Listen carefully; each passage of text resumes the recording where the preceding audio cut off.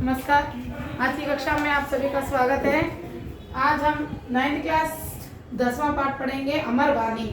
अमर वाणी क्या है? अमर पाठ का नाम अमर वाणी। विधा क्या है? कविता। फिर ये अमर वाणी बोलने से वाले कौन है? कवि दोनों, कबीर और रुंद है। अमर वाणी कौन कौन है अम्मा? कबीर और रुंद। 10th क्लास में अनमोल रत्न है रहीम बिहारी। अनमोल रत्न कौन है? दोनों है, रहीम बिहारी। अमर वाणी को किसकी है? अमर वाणी कबीर और रुंद। भाव क्या है अम्मा? नैतिक। भाव क्या है? नैतिक। ओके, कबीरदास के बारे में ऑलरेडी अपने आप में है, आप लोग देख लीजिए। फिर भी मैं बता रही हूँ कि कबीरदास का जीवन काल 1398 से 1528। ओके, 1398 से 1528 इनका जीवन काल है। भक्ति काल के निर्गुण शाखा के कवि हैं। नेक्स्ट रुंद 1643 टू 1723, 1643 से 1723, ये है इनका जीवन काल। ओके, ये कवि ज्ञान मार्ग शाखा के प्रतिनिधि कवि है। इनके वाणी को संग्रह करने वाले कबीर अनपढ़ थे। इनके वाणी को लिपिबद्ध करने वाले इनके शिष्य धर्मदास थे। इनकी एकमात्र रचना है बीजक। बीजक में 3 भाग हैं, साकी, सबद, रामायणी। ओके, इनकी भाषा क्या है? सदुखड़ी भाषा। सदुखड़ी यानी सभी भाषाओं का मिश्रण, पंचमेल खिचड़ी कहते हैं इसे। ओके, इनकी रचनाएं कैसी है? मानवता पर बल देती है। इसलिए कविताओं से हमें कौन से भावना का विकास कर सकते हैं? बालकों में, छात्रों में नैतिक मूल्यों का विकास कर सकते हैं। फिर ये पाठ में जाने से पहले हमें उन्मुखीकरण के तौर पर एक दोहा दिया गया है। क्या, कौन सा दोहा है? देखिए, रहीमन धागा प्रेम का, मत तोड़ो झटकाए, टूटे से फिर ना जुरे, जुरे घाट पर जाए। तो यहाँ पर ये पूछता, रहीमन धागा प्रेम का, मत तोड़ो झटकाए। यह दोहा इस पाठ से संबंधित है। कौन से पाठ से संबंधित है? कंपल्सरी क्वेश्चन, अमर वाणी। ओके, फिर चित्र में क्या दिखाई दे रहा है? चित्र में दोनों हाथों में क्या है? एक रस्सी, रस्सी यानी धागा बांधते हुए, गीटी मतलब घाट बांधते हुए दिखाई दे रहा है। यहाँ हाथों से क्या किया जा रहा है? हाथों से क्या किया जा रहा है? रस्सी को तोड़ने की कोशिश की जा रही है। जीवन में दोस्ती का क्या महत्व है? बताइए, जीवन में दोस्ती का क्या महत्व है? जीवन में दोस्ती का बहुत महत्व है। बिना किसी क्या कहते हैं, निस्वार्थ भावना से जो दोस्ती निभाई जाती है वही दोस्ती सच्ची होती है। यानी कि हमें सच्चे दोस्त का पता कब चलता है? जब हम परेशानी में, मुश्किलों में होंगे, तब वो हमारा साथ देता है, वही सच्चा दोस्त कहलाता है। हर रिश्ते से बढ़कर कौन सी रिश्ता महत्वपूर्ण है? दोस्ती का रिश्ता महत्वपूर्ण है। ओके, अब इस पाठ का उद्देश्य क्या है? देखिए, नीति दोहों का संकलन व पठन कर नैतिक भावनाओं से जीवन मूल्यों का विकास करना। नीति दोहों को संकलन करना यानी संग्रहित करना और उन्हें पढ़ना चाहिए। उनसे नैतिक भावनाओं को, उस दोहों में जो भावनाएं हैं, उस भावनाओं से जीवन के मूल्यों का विकास करना। दोहे पढ़ना, सीखना। इसके अलावा उसमें क्या नीति है, उसे हमारे जीवन में अपन क्या करना चाहिए? बच्चों को जीवन में इस जीवन मूल्यों का, इस दोहों के द्वारा उनका विकास करना चाहिए। अब प्रश्न पूछेगा, अमर वाणी पाठ के द्वारा पाठ का उद्देश्य क्या है? क्या है माँ? नीति दोहों का संकलन कर उन दोहों से दोहों के नैतिक भावनाओं से जीवन मूल्यों का विकास करना सिखाना।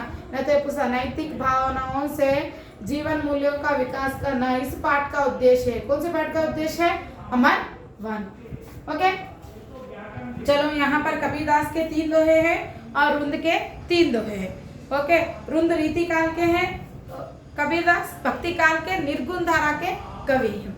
दुख में सुमिरन सब करे, सुख में करे ना कोई, जो सुख में सुमिरन करे, दुख काहे को होए। यहाँ पर देखिए, दुख में भगवान को सभी याद करते हैं, सुख में कोई याद नहीं करता है।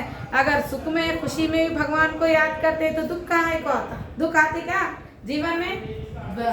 బాధలు వచ్చినప్పుడు, దుఃఖాలు వచ్చినప్పుడు మాత్రమే భగవంతుని యాద్ చేస్తాము. అదే మనం మంచిగా ఉన్నప్పుడు, సుఖంగా నవ్వుతూ ఉన్నప్పుడు కూడా భగవంతుని యాద్ చేస్తే మన జీవితంలో దుఃఖాలన్నీ వస్తాయా? రావు. ఓకే, धीरे धीरे रे मना, धीरे सब कुछ होए, माली सींचे सब घड़ा, ऋतु आए फल होए। कबीरदास जी कहते हैं, सारे काम धीरे धीरे निश्चित समय आने पर ही होते हैं। जैसे कि माली एक पौधे को 100 घड़ा पानी देने से क्या वह पौधा बड़ा होकर फल देगा क्या? जब ऋतु आएगा तभी फल देगा। देखो एग्जाम्पल, आम का सीजन कब है? गर्मी के मौसम में है। नहीं मुझे बारिश के मौसम में आम चाहिए या सर्दी के मौसम में आम चाहिए। इस तरह से माली उसे 100 घड़ा पानी देने से क्या फल देगा? पेड़ नहीं देगा। उसी तरह से हमारे जीवन में भी काम कैसे होंगे? निश्चित समय पर होंगे, धीरे धीरे होंगे। ओके, धीरे धीरे रे मना धीरे सब कुछ होए, माली सिंचे 100 घड़ा ऋतु आए फल होए। धीरे धीरे निश्चित समय पर ही होते हैं। शीघ्रता दिखाने पर काम नहीं होता। जैसे कि पेड़ को पानी जल्दी 100 घड़ा पानी देने से पेड़ फल नहीं देता है। जिस पर उसका समय आएगा, जिस पर उसका ऋतु आएगा तभी वो फल देता है। ओके, मौसम आने पर ही पेड़ फल निकलते हैं। इस तरह जल्दबाजी करने से कोई काम नहीं बनता। समझ गए ना? जिस तरह से पेड़ ऋतु आने से फल नहीं देते, उसी तरह से जल्दबाजी से कौन से भी काम नहीं होता है। धीरे से निश्चित समय आने पर ही काम होते हैं। ओके, नेक्स्ट, साई इतना दीजिए जामे कुटुंब समाए, मैं भी भूखा ना रहूं साधु ना भूखा जाए। भगवान से प्रार्थना करते हैं कबीरदास के, हे भगवान कृपा करके मुझे इतनी संपत्ति दे जिससे मैं अपना परिवार का पोषण कर सकूं, मेरी भूख भी मिट जाए और मेरे घर आए साधु लोगों की भी भूख मिट जाए। इतनी संपत्ति मुझे देना, अर्थात साधु लोगों का आदर करने का पवित्र काम बता रहे हैं। यहाँ ये कह रहे हैं कि मुझे इतना ही भगवान, मुझे इतना ही दीजिए जितना मैं अपने परिवार का पोषण कर सकूं, हमारे घर के आगे साधु लोग जितने भी लोग को जो भी आते हैं उनका भी पेट भर सकूं, मुझे उतना ही दीजिए, मुझे ज्यादा नहीं चाहिए, ज्यादा का लालच मुझे नहीं है। यानी यहाँ पर इस दोहे के द्वारा कौन सी नैतिक भावनाओं का विकास कर सकते हैं हम? हमें बच्चों में अति आशा नहीं करना चाहिए, जितने में जो भी है उसमें ही खुश रहना सिखाना चाहिए। धीरे धीरे में क्या सिखाना है? निश्चित समय आने पर ही काम होता है, ये बात हम बच्चों को बताना चाहिए। दुख में सुमिरन सब करे, सुख में करे ना कोई। हमें हमेशा भगवान की स्तुति करना चाहिए, बड़ों का आदर करना चाहिए। हमें इस तरह से विनम्रता से जीना चाहिए जिससे हमें कोई दुख नहीं आएगा। ओके, कबीरदास के 3 दोहों का समझ गए ना? अब आगे बढ़े वृंद की ओर। वृंद का पूरा नाम वृंदावन दास है। इनका जन्म 1643 में हुआ। इनकी प्रमुख रचनाएं वृंद सत्साई समेत शिखर छंद, भाव पंचिका, क्या क्या है देखो माँ, वृंद सत्साई, नेक्स्ट समेत शिखर छंद, नेक्स्ट भाव पंचशिका, भाव पंचाशिका, नेक्स्ट पवन 25,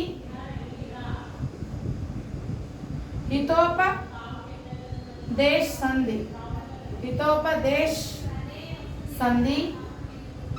एक क्वेश्चन कंपलसरी, वचनिका, गुरुकुला की बात कर रहे हैं मैं, सत्य स्वरूप, नेक्स्ट यमक सत्साई, नेक्स्ट हितोपदेशाष्टक,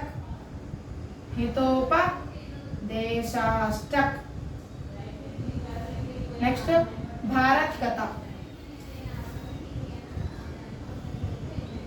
क्या क्या है एक बार बोलिए?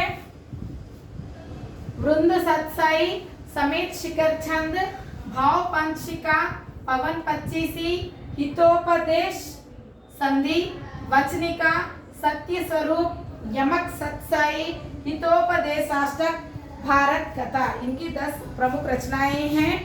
ओके, इनकी रचनाओं में नीति वचन है, नीति वचन की सुगंध है। नीति सबसे ज्यादा नीति है इनकी रचनाओं में। इनका निधन 1723 में हुआ है। ओके, वृंद का पूरा नाम क्या है? वृंदावन लाल है। रीतिकाल के कवि हैं, रीति मुक्त कवि है ये।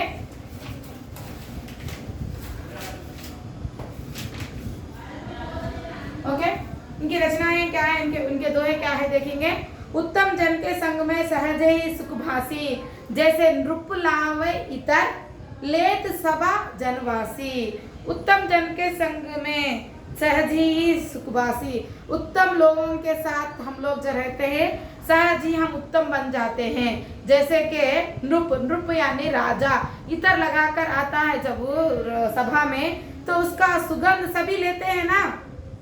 ఇప్పుడు చూడండి, మంచి వాళ్ళతోని ఉంటే ఉత్తములతో ఉంటే మనం కూడా ఉత్తములమే అవుతాము. ఎలా అంటే రాజు సభలో సుగంధాన్ని పెట్టుకొని వస్తాడు బాడీకి, దాని సువాసన అనేది అందరు తీసుకుంటాం కదా, తీసుకుంటాం. అలాగే మంచి గుణవంతులతోని ఉంటే మనం కూడా ఉత్తములము గుణవంతులమే అవుతామని చెప్తున్నారు. ఎవరు? వృంద్. ఓకే, నెక్స్ట్ करे बुराई सुख चाहे कैसे पावे कोई, रुपए बिरवा आक के आम कहाते होए। देखो किस तरह से कितनी अच्छी बात कही है वृंद ने। करे बुराई सुख चाहे कैसे पावे कोई, रुपए बिरवा आक को आम कहाते होए।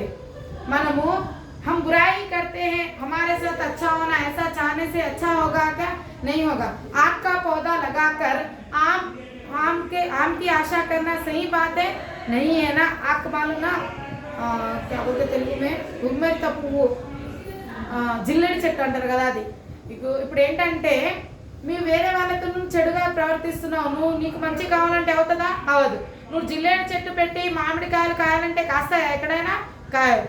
అలాగే మనం కరే బురాయి పావే సుఖ కరే బురాయి సుఖ చాయే. నువ్వు వేరే వాళ్ళతో చెడ్డగా ఉండి మంచి కావాలంటే నీకు మంచి అవుతుందా? కాదు. ఎలాగైతే నువ్వు జిల్లెడి చెట్టు పెట్టి మామిడికాయలు కాయవో, అలాగే నువ్వు చెడ్డతనం చేసి వేరే వాళ్ళకి చెడ్డ ఏమంటారు వాళ్ళకి उनकी बुराई करके हमें सुख चाहना गलत बात है. ओके, नेक्स्ट करत करत अभ्यास ते जडमति होत सुजान, रसरी आवत जाते सिल पर परत निशान. కరత్ కరత్ అభ్యాస్తే, ఇది దీని యొక్క అర్థం ఏంటంటే మనం చిన్నప్పుడు చదివాము స్కూళ్ళలో అభ్యాస్ కా మహత్వ. కోనే है ना, भरतराज की कहानी सुने ना. కరత్ కరత్ అభ్యాస్తే, అభ్యాస్ అంటే మనం అభ్యాసనం చేస్తూ ఉండడం వలన జడమతి హోత్ సుజాన్ అంటే బుద్ధిహీనుడు కూడా సుజాన్ అంటే బుద్ధివంతుడు అవుతాడు, గుణవంతుడు అవుతాడు, విద్యావంతుడు అవుతాడు. ఎలాగంటే రసరి आवत जावते सिल पर परत निशान. सिल అంటే పत्थर, रसरी वद्द रस्सी के आने जाने से कुएं के पानी निकालने से रस्सी आने जाने से सिल यानी पत्थर, रस्सी पत्थर को काट सकती है. किस तरह से? हमेशा आने जाने से, ఎప్పటికీ వెళ్తూ వస్తూ ఉండడం వల్ల తాడు యొక్క గుర్తులు ఎక్కడ పడతాయి? బండ మీద పడతాయి. ఓకేనా? బావి ఉంటది కదా, బావిలో నీళ్లు తీస్తారు కదా. रस्सी आने जाने से क्या होता है? वह पत्थर काट सकती है, रस्सी पत्थर को काट सकती है बार बार आने जाने से. तो एक बुद्धिहीन इंसान बार बार अभ्यास करने से क्या बनता है? बुद्धिमान बनता है. ఇది మనకు కూడా అప్లై అవుతుంది. ఇప్పుడు మనకు జాబ్ రావట్లేదు అనుకోవద్దు. మనం ఏం చేయాలి? మన ప్రయత్నం మనం చేస్తూ ఉండాలి. ఒక రోజు కాకపోయినా ఒక రోజు మన ప్రయత్నం ఏమవుతుంది? సఫల్ అవుతుంది. ఓకే, మనము సక్సెస్ని సాధిస్తాము. ఎలాగంటే ఒక రస్సీ తాడు బండని ఎలాగైతే కోయగలుగుతుందో ఎప్పటికీ రావడం వెళ్ళడం వల్ల, అలాగే మనం చదువుతూ ఉండడం వల్ల మనం ఏమవుతాము? బుద్ధిహీనులం బుద్ధివంతులం అవుతామని అర్థం. అర్థమైందా? ఇక్కడ బృందు ఏమన్నాడు? 3 దోహలు చెప్పాడు. ఏమని చూడండి, ఉత్తమ జనకే సంగమే, ఉత్తములతోనే ఉంటే మనం ఉత్తములం అవుతాము. ఇలాగా ఒక రాజు ఇతర లగాకర్ ఆతా హై, సువాసన పెట్టుకొని వస్తే సభలో ఉన్న వాళ్ళందరికీ సువాసన వస్తుంది. అలాగే నెక్స్ట్ ఏమన్నాడు? కరే బురాయి సుఖ్ సాయ్. నువ్వు చెడతనం చేసి వేరే వాళ్ళకు బురాయి, వేరే వాళ్ళు ఏమన్నా ఖరాబ్ అవ్వాలి, వేరే వాళ్ళు మంచితనం కాకుండా మంచితనాన్ని కోరుకోకపోవడం నీకు మంచి అవ్వాలంటే అవుతుందా? కాదు. ఎలాగా? నువ్వు జిల్లెడి చెట్టు పెట్టి మామిడికాయలు కాయమంటే కాస్తుంది, కాయవు. అలాగే కరత్ కరత్ అభ్యాస్తే జడమతి హోతు సుజాన్. ఎప్పటికీ అభ్యాసనం చేయడం వల్ల, మనం ప్రాక్టీస్ చేయడం వల్ల మనం ఏమవుతాము? బుద్ధివంతులం అవుతాము. ఎలాగంటే ఒక తాడు వెళ్ళడం రావడం వలన ఏమవుతుంది? బండని కట్ చేస్తుంది. అలా. ఓకే, समझ गए ना? रुंद और कबीर के दोहे अमर वाणी. चलो आगे बढ़े.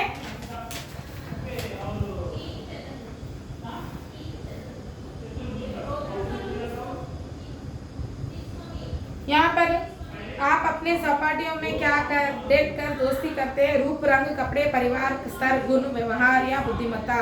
क्योंकि ये दोस्ती के बारे में है तो हम बच्चों को पूछते हैं कि क्या देखकर तुम दोस्ती कर रहे हो? रंग, रूप, कपड़े, परिवार का स्तर, गुण, व्यवहार या बुद्धिमत्ता।